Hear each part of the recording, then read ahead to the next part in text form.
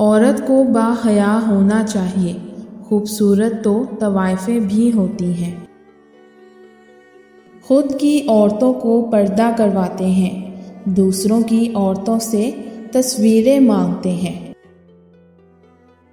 بہت دکھ کی بات ہے کہ ہم چاہ کر بھی کچھ لوگوں کے لیے کبھی پہلی ترجیح نہیں بن سکتے۔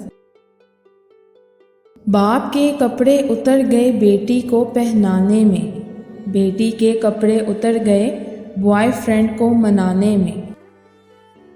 وہ ماں کو بتا رہا تھا کہ مجھے پڑھی لکھی گورے رنگ کی سمجھدار بیوی چاہیے، یہ سن کر دروازے میں کھڑی اس کی سانولی ان پڑھ بہن ڈر گئی۔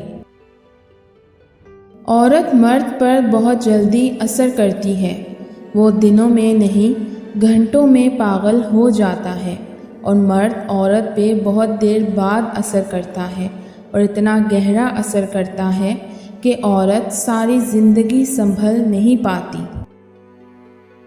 دنیا کا ہر درد اپنی جگہ، لیکن تنہائی میں بیٹھ کر کسی انتہائی عزیز شخص کے پرانے میسیجز کو پڑھتے ہوئے ہونے والے درد کا کوئی مقابلہ نہیں۔ کچھ سوالوں کے جواب وقت دیتا ہے، اور جو جواب وقت دیتا ہے وہ لاجواب ہوتے ہیں۔ شخص بن کر نہیں، شخصیت بن کر جیو، کیونکہ شخص تو ایک نہ ایک دن مر ہی جاتا ہے، لیکن شخصیت ہمیشہ زندہ رہتی ہے۔ زندگی میں رشتے چاہے کم ہوں کوئی فرق نہیں پڑتا، پر اگر ان رشتوں کو بھی دل سے نہ نبھایا جائے تو فرق پڑتا ہے، کیونکہ اکثر لوگ بہترین کی چاہ میں بہتر کو بھی چھوڑ دیتے ہیں۔